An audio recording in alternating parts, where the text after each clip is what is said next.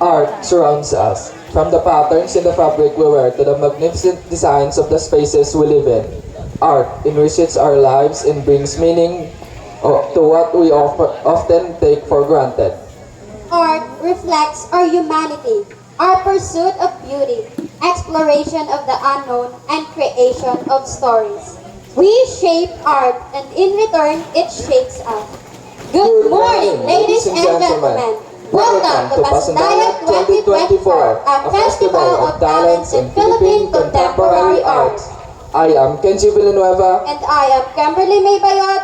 We are your masters of the ceremony.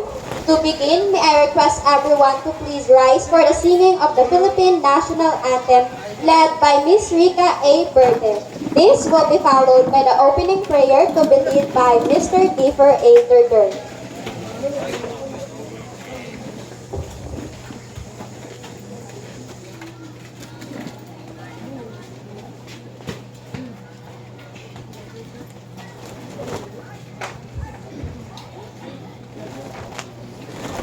Mga kababayan, ang pambansang awit ng Pilipinas.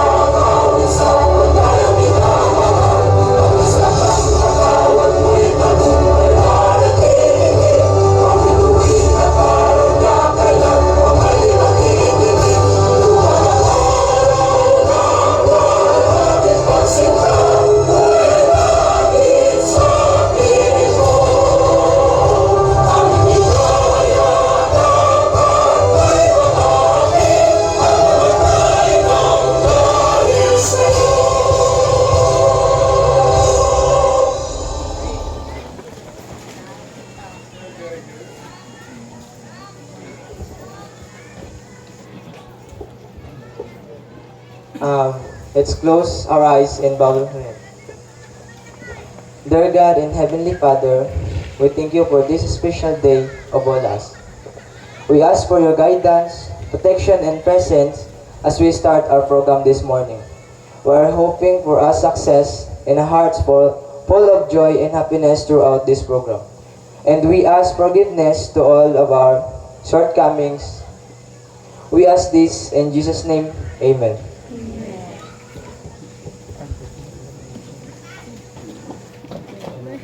Thank you, Ms. Rica and Mr. Differ. You may now take your seats. Today's event is in celebration of National Art Month, which honors the creativity and talent of Filipinos nationwide. To warmly welcome us to this program, let us give a round of applause to Mr. Benedict Immortal for his welcome remarks.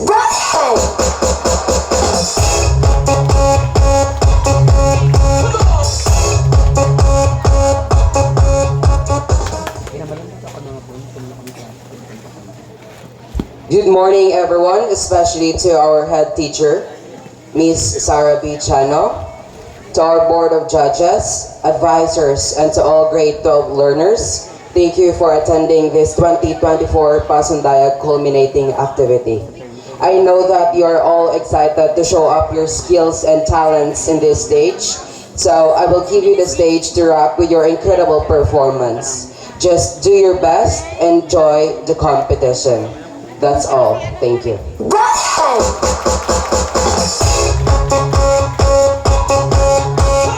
Thank you, Ms. Benedict, Mr. Benedict, for that inspiring message. Sorry. At this point, let us hear the message of our head teacher 1, Ma'am Sarah B. Chano.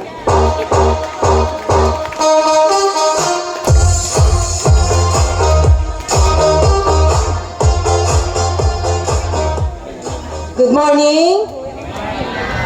So, today is your culminating activity. So, I hope that it will help you to discover more of your potentials or your hidden potentials as you're about to perform today. So good luck everyone and God bless.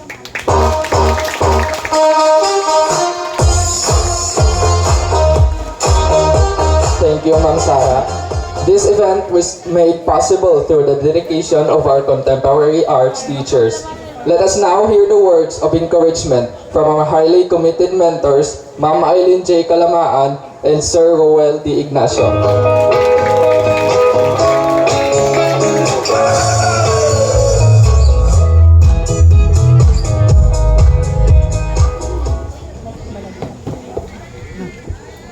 Okay, say good morning everyone to our ever supportive school head, teacher 1, Ma'am Sara B. Chano, to our esteemed judges, and of course to the grade 12 curriculum students, good morning. So, this year's Pasundayag of Talents 2024 is an expression or was designed for you students to express yourself, especially your talents. So, kabay nga ang inyo karon nga preparations would truly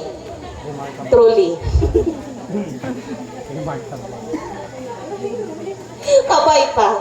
Okay, so again, good luck sa inyo karon nga mga performances and kabay ini nga program, ini nga activity nakabuligid sa inyo nga mahibaluan ang inyong mga ginatago-tago nga talents. Okay, so again, thank you and good morning.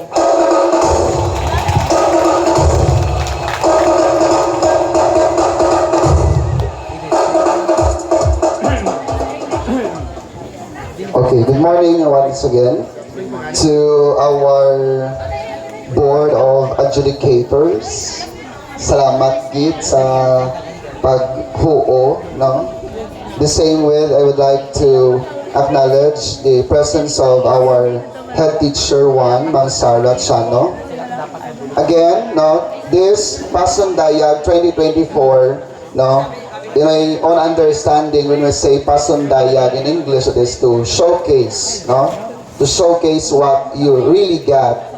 Because I believe that learning should not be constrained only on the four corners of our classroom, but also it should extend, no, to different facets of learning, and one of that is the practical application of what you have learned in our contemporary subject. So actually, ang Pasundayag started, pag-start ko diri, it will be the 3rd year na nga nagpasundayag under the Contemporary Philippine Arts subject, no? And for the past 2 batches, we, together with the senior high school teachers before, were amazed kung gaano sila nag-transform, no? Sa ibang dating dohipos-hipos, tapos daw ay ka-participate pero marami kayo magsaot, marami magkanta. So this Pasundayag 2024 is a venue for you to hambal hagina ni Ma'am Eileen to express, no, yourselves. Pero hagina sa aga nag-express na kuya sa akon nga self, no? So this is composed of 10 contests up until karon sa hapon, and I hope and I pray that this will be done successfully. Once again, aside from that, you know that this will be our exam, no, sa 2nd quarter. And as I said, hindi ako yung magkanugon maghatag sa tagas nga grade kung kita ko tag mahambal ko man nga will deserve sa estudyante ang mataas na grade, no, sa contemporary. Because contemporary art is not only on the academic, no, inclined, but it is more focused on the artistic expression, ability, or skills or talents of the learner. So once again, good morning.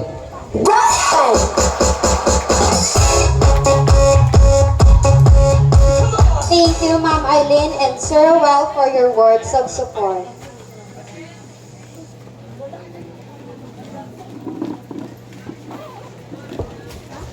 As we gather here to witness this showcase of talent, let us reflect on the journey that brought us here. To share her experiences, let us welcome Miss April May Warres.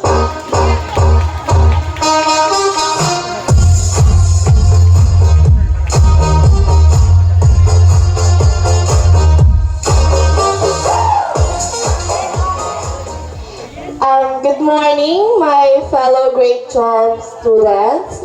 I just want to express my anger Charing, as a leader. So, wala naman kabalaw sa journey sang iban, but siguro iban makarelate man sa ako niya ba subong grabe ang inugtas. Kis ama inawayay pa sa mga kaindi magpati ang mga grupo kag especially sa akong mga grupo nga I can't tell. Well, wala lang, basta grabe gid ang struggle. But at the same time nga sometimes daw mahibi ka na lang sang imo nga kaakig, na daw mauna pa imo luha. Tapos may ara pa gani nga may nakit pa ko nga member kay tungod alagawan, kung mag-practice wala ga kadto. Grabe, una-una sina is 13 kami kabilog. 13 gid man. Basta daw gamay lang kami. Tapos nagangyo pa na sila sa akon nga paitrahon ko sila kay tungod nga para kuno may masugat-sugat man sa amon, nag-practice kami. Tapos hindi na sila kuno magpasaway kag so nabalya nang mapatigid sila kuno sa akon nga sugo, mag-practice. Ang ending, sige na mag-practice, wala gid mo nagsugat sa balay. Gay ikaw.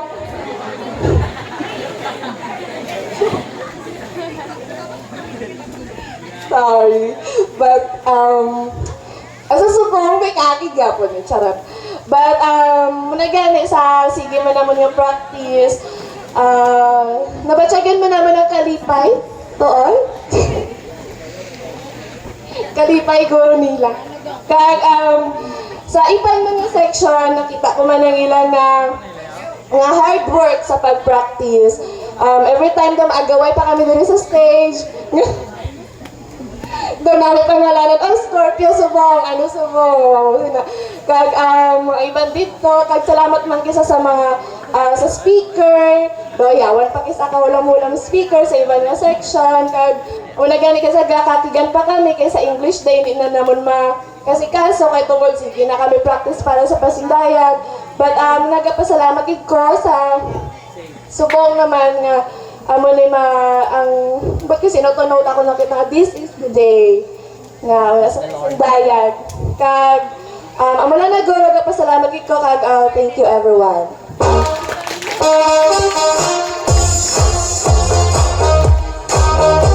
you, Ms. April, for that heartfelt recall. Now, ladies and gentlemen, are you ready to witness an extraordinary festival of talents? Are you ready, Gemini?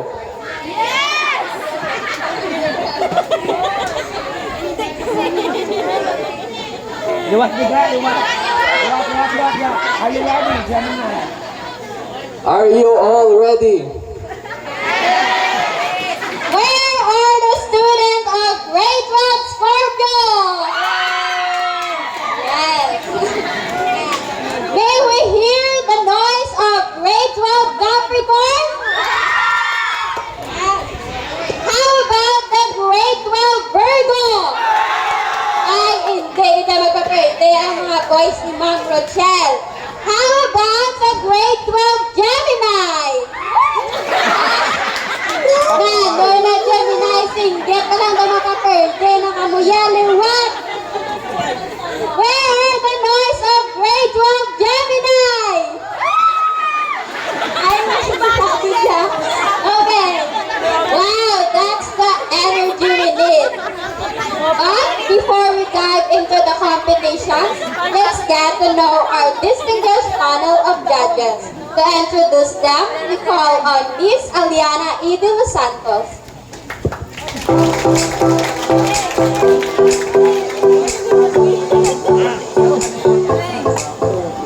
A pleasant morning to all of us, and it is my to have the introduction of the Board of Judges for the competition this morning. Okay, they will be the one who judge the talents, artistry, and creativity of grade 12 students in different kind of competition. Okay, so our first judge graduated his tertiary education with Bachelor of Science in Agriculture at Iloilo Science and Technology University, Leon Campus. He is currently a grade 10 Socrates advisor here at Granada National High School, Ballesteros Extension, an AP coordinator and in charge of the Ballesteros Gulayan sa Paaralan. Please welcome our first judge, Sir Marlon C. Balon. A round of applause, please. And now our second judge is from Sitio Dapdap, Lantangan, Cardas, Iloilo, a graduate of Bachelor of Science in Entrepreneurship cum laude at NISO, Northern Iloilo State University. He was a former Supreme Student Council at NIPSI and a former administrative assistant to at Carlos Lopez National High School, a TLA teacher and advisor of grade 9 bronze. Let's have a round of applause to Sir Alimar A. Picoro. And of course, let me introduce to you our third judge and our head judge for this morning's competition. She is from Asluman, Tarjas, Iloilo. She graduated with a Bachelor of Science in Biology at Northern Iloilo State University. She is a science teacher and the advisor of Grade 7 Earth at Granada National High School, Ballesteros Extension. The pretty and elegant, no other than Ma Marisol E. Santosidad. So that's all. Thank you so much.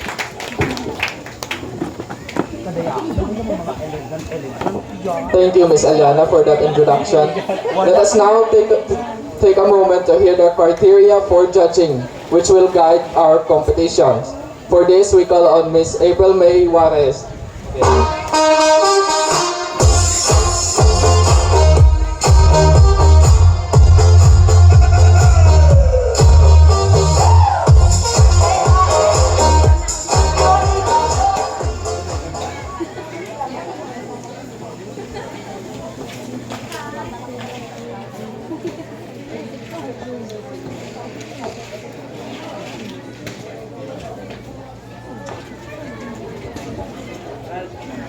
Fashion design.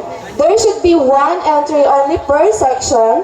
One fashion output must be submitted for judging during the event. The participants must be the one to serve as a fashion designer, which may be solo and or composed of 2 or less than 5 fashion designers, and one can be male or female, model to showcase the final artwork of the group during the event. The product of the output can be pre-made or made during the event. Any materials can be used, but recyclable or customized materials are highly recommended.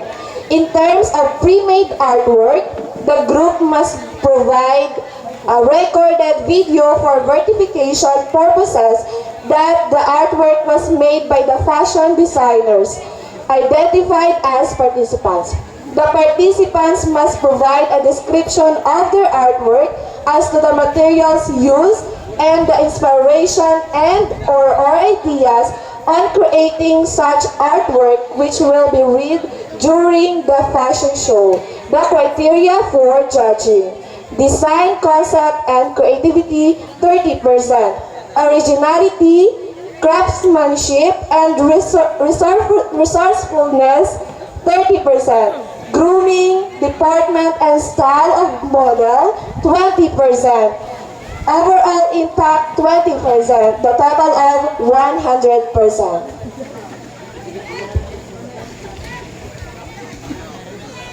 Thank you, Miss April.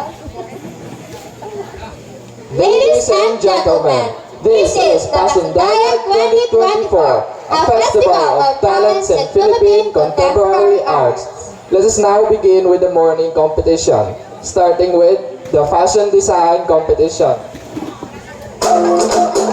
Soundcheck.